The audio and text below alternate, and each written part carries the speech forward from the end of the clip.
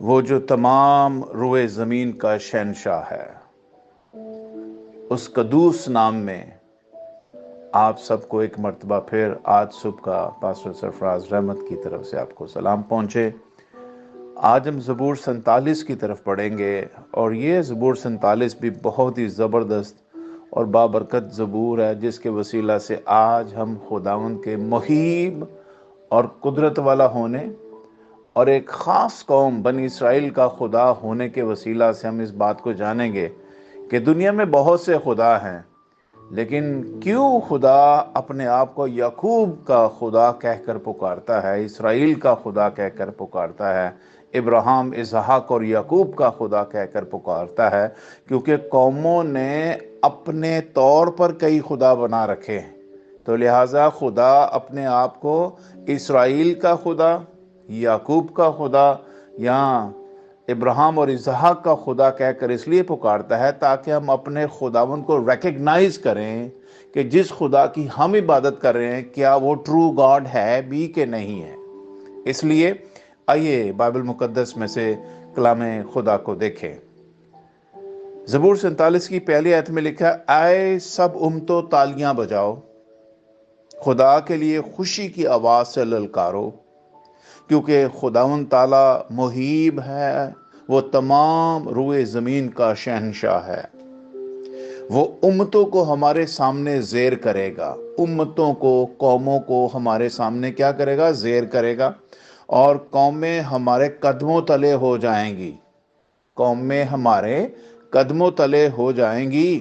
وہ ہمارے لیے ہماری میراث کو چنے گا، وہ یعنی خدا ہمارے لیے ہماری میراث کو چنے گا جو اس کے محبوب یعنی یعقوب کی حشمت ہے۔ ہاللویا، پریز دی لارڈ۔ دیکھیے میں آپ سے کہہ رہا تھا نا کہ وہ ابراہیم، اسحاق اور یعقوب کا خدا اپنے آپ کو کہہ کر اپنے آپ کو دنیا کے خداؤں سے الگ کرتا ہے، تو اس لیے اس بات کو ہمیشہ یاد رکھیں، دنیا میں بہت سے معبود ہیں، بہت سے خدا ہیں، لیکن یعقوب کا خدا، ابراہیم کا خدا، اسحاق کا خدا کہہ کر اس لیے پکارا جاتا ہے کہ دوسرے خداؤں سے اس کو الگ کیا جائے۔ ہاللیلویا۔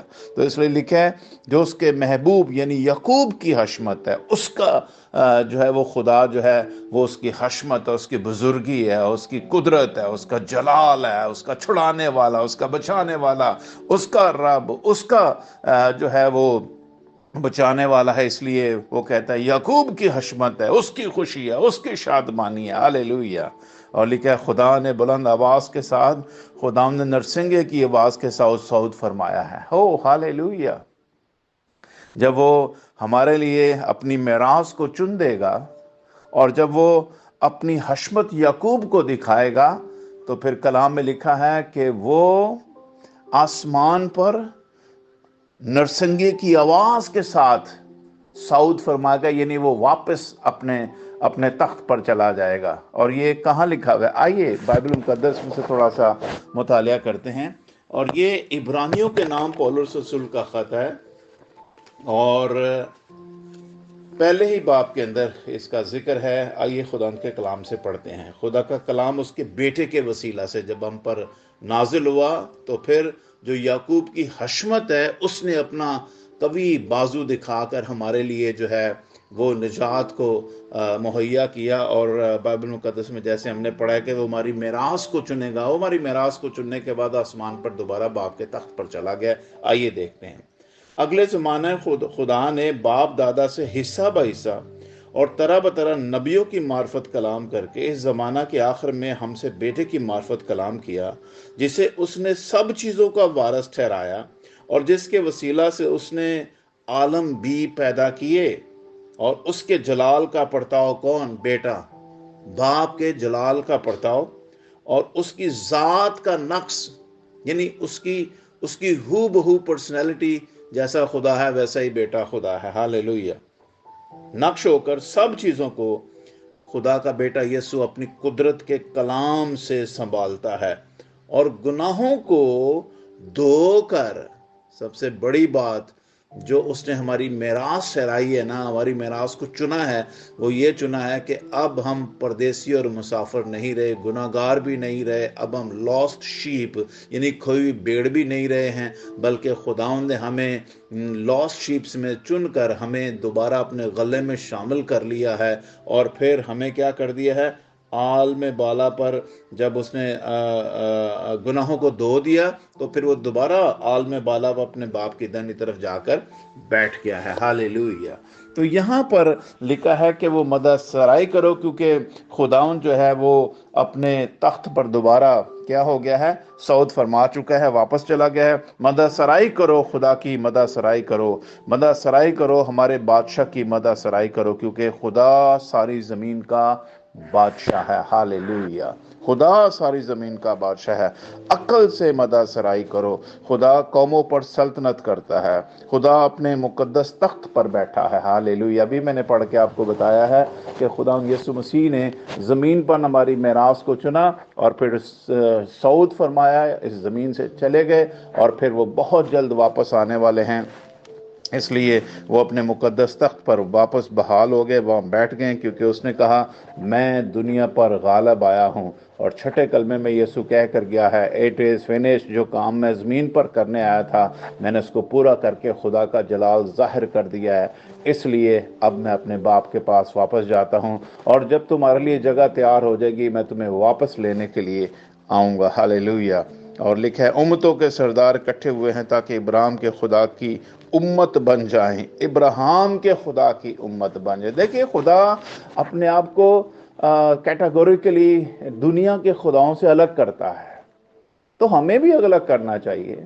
ہم کہتے ہیں سارے خدا ایک ہی ہیں، خدا سب کا ایک ہی ہے، ایسا نہیں ہے۔ ہمارا خدا وہ ہے جس کا ایک اکلوتا بیٹا اس دنیا میں آیا، اور جس نے دنیا کو اپنے کلام کی قدرت کے وسیلہ سے سنبھالا، اور اسے گناہوں کی کیچ سے نکال کر، اس کے دھو کر پاک کر کر اپنے دلہن کی طرح اس کو کپڑے پہنا کر اس نے دوبارہ اپنی میراث میں قبول کر لیا، اپنی پریزنس میں قبول کر لیا ہے۔ تو دنیا تو خدا کے بیٹے کو قبول ہی نہیں کر رہی۔ اگر ان کا خدا اور ہمارا خدا ایک خدا ہے تو پھر وہ بیٹے کو کیوں نہیں قبول کرتے؟ اور اگر کوئی بھی شخص زمین پر خدا کے بیٹے کا انکار کرتا ہے، کلام میں لکھا ہے جس کے پاس خدا کا بیٹا اس کے پاس زندگی ہے، جس کے پاس خدا کا بیٹا نہیں ہے اس پر سزا کا حکم ہو چکا۔ ہاللیلویہ۔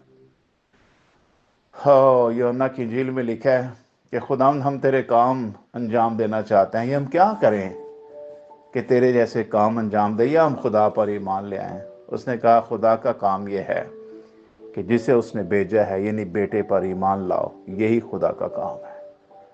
اگر میرے بہنوں اور بھائیوں واقعی میں اور آپ سمجھتے ہیں کہ ہم صحیح ڈائریکشن پہ ہیں، تو میرا اور آپ کا ایمان یسوع مسیح پر ہونا چاہیے، then you are in the right direction۔ اور اگر ایسا کریں گے تو پھر بائبل کہتی ہے کہ امتوں کے سردار اکٹھے ہوئے ہیں تاکہ ابراہیم کے خدا کی امت بن جائیں۔ ابراہیم کے خدا کی خاص کیٹیگوریکلی اس کو بتایا جا رہا ہے کہ ابراہیم کے خدا کی امت بن جائے، کیونکہ زمین کی سپریں خدا کی ہیں، وہ نہایت بلند ہے۔ سب کچھ زمین پر جو ہے اور آسمان پر بھی ہے وہ سب کچھ خدا کا ہے، اور وہ سب کچھ ابراہیم، اسحاق اور یعقوب کے خدا کا ہے۔